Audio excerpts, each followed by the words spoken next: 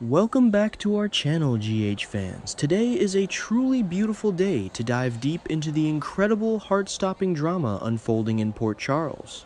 We have so much to unpack regarding the absolute masterpiece of television we've been witnessing this week, and I cannot wait to share my thoughts with you all. Let's get right into the heart of the story. I am still absolutely vibrating from the final moments of General Hospital this week. I feel so incredibly moved by that devastating scene in the ICU. Because to me, it finally proved that the writers are fully committed to exploring the darkest, most vulnerable corners of Curtis and Jordan's love story. When Curtis dropped to his knees beside Jordan's hospital bed, the sheer desperation radiating from him was palpable. I think the lighting in that room, cold, sterile, and unforgivingly bright, was a brilliant contrast to the warm, fiery passion that literally and figuratively caused this tragedy on Route 91. Seeing Jordan lying there completely motionless, with that terrifyingly deep gash on the side of her face and her head heavily bandaged, broke my heart into a million pieces! I feel like this is the best they've written Curtis in years, because they are stripping away his usual confident, fix-it demeanor and leaving him with nothing but raw, agonizing guilt. I genuinely think we're missing the point if we just view the Route 91 collision as another standard soap opera car crash. I know a lot of people are saying this storyline is frustrating because of the distracted driving, but I actually think the slow burn of their reckless romance is exactly what's needed. I feel like the kiss of death on that dark road was a stroke of narrative genius. The way I interpret it, Curtis and Jordan's connection has always been all-consuming, to the point where it blocks out the rest of the world. When Jordan took her eyes off the road to passionately kiss Curtis, it wasn't just a careless mistake, it was a physical manifestation of how their love blinds them to the dangers around them. I loved the way the camera lingered on their intertwined hands right before the horrific impact, because it made me feel the exact moment their dream turned into a living nightmare. Curtis's current agony is rooted entirely in the fact that he knows his desire for her in that split second is what put her in this bed.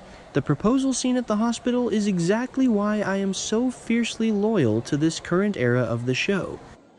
When Curtis reached into his pocket and pulled out that ring, the ring he had clearly been holding on to, waiting for the perfect moment, I actually gasped out loud. I think the actor's choice to let his voice crack when he whispered, "I will make up for everything if you just wake up," was a masterclass in emotional delivery. He wasn't just asking her to marry him, he was begging the universe for a chance to undo the damage his distraction caused. Every time I watch that scene, I am struck by the tragic irony of him sliding that beautiful diamond onto her limp, unresponsive finger.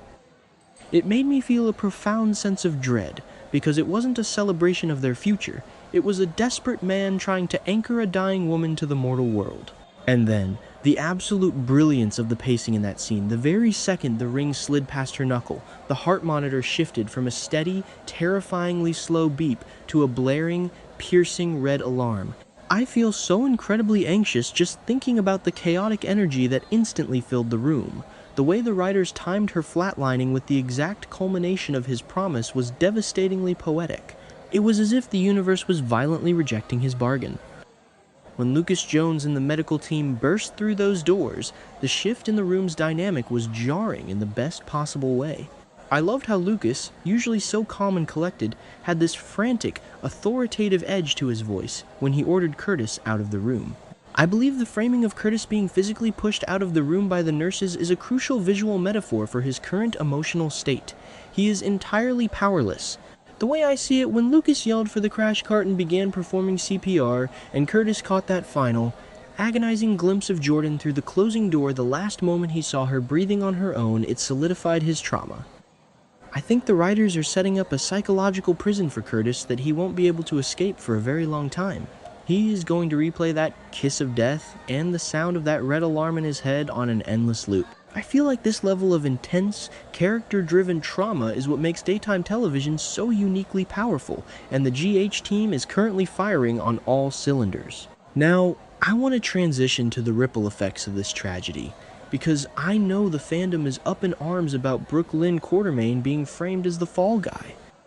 I know a lot of people are complaining that this is character assassination for Brook Lynn, but I want to directly counter that with my positive, personal spin. I actually think making Brook Lynn the scapegoat is a brilliant, layered narrative choice because it highlights the devastating consequences of being in the wrong place at the wrong time with the wrong secret.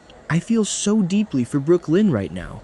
When the camera ominously panned over her empty wine glass at Charlie's pub after she missed Gio's performance, I felt a knot form in my stomach.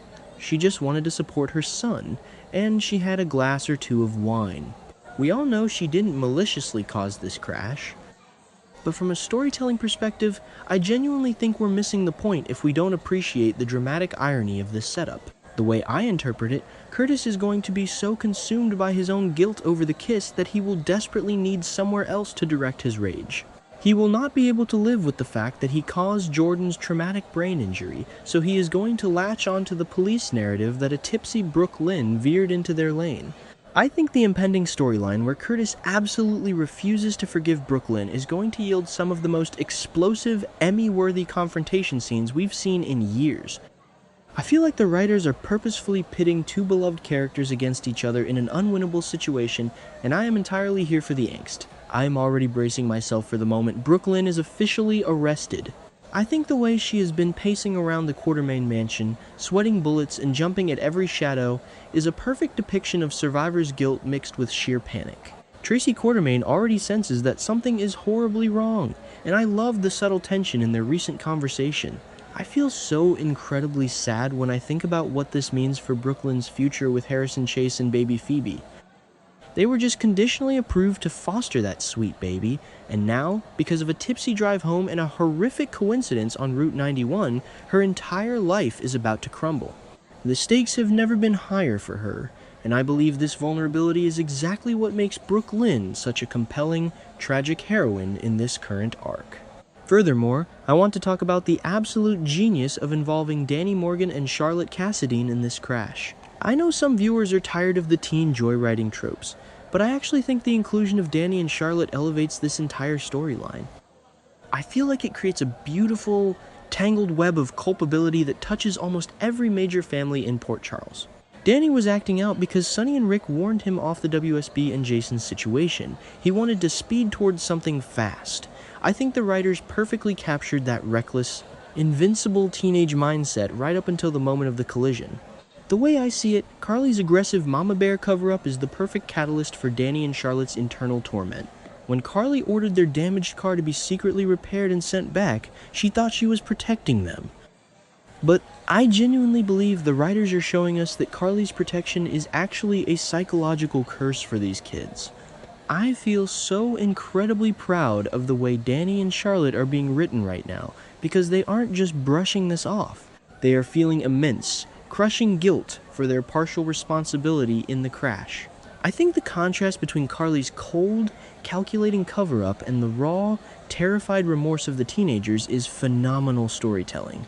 I love the subtle realization dawning on Charlotte's face when she started piecing together the timeline. I think her internal conflict is going to be one of the most fascinating subplots of the year. She knows her father, Valentine, risked his freedom to pull Jordan out of the burning wreckage, functioning as a two-man walker with Curtis before the fire erupted. Yet, she also knows that she and Danny contributed to the very crash that put Jordan in that inferno. I feel like this is the best they've written Charlotte's moral ambiguity, because she is caught between her father's heroic secret, Carly's illegal cover-up, and her own crushing guilt over Jordan's flatlining body at General Hospital. When I look at how all these pieces fit together, the reopening of Charlie's pub, the wine glass, the kiss on Route 91, the joyriding teens, Valentine's rescue, and the horrific medical emergency at GH, I am just blown away by the intricate plotting. I feel like every single character is trapped in a pressure cooker of their own making. I think the decision to have Lucas Jones be the doctor on call was another brilliant touch. Lucas is family, he knows the stakes, and his desperate fight to save Jordan while simultaneously dealing with the looming threat of Pascal wanting to murder him channels so much overlapping tension into one hospital room. In my opinion, the way the writers have structured this tragedy ensures that there are no easy answers and no true villains, only deeply flawed human beings making catastrophic mistakes. I feel so incredibly invested in Curtis's journey of grief and denial. I think his eventual realization that his misplaced hatred for Brook Lynn is just a shield for his own guilt will be a monumental character breakthrough. I believe the show is setting up a long, painful road to redemption for everyone involved in the Route 91 crash. The way I interpret the current narrative, The writers are asking us to sit with the discomfort of knowing that a single moment of passion, a simple kiss, can destroy multiple lives.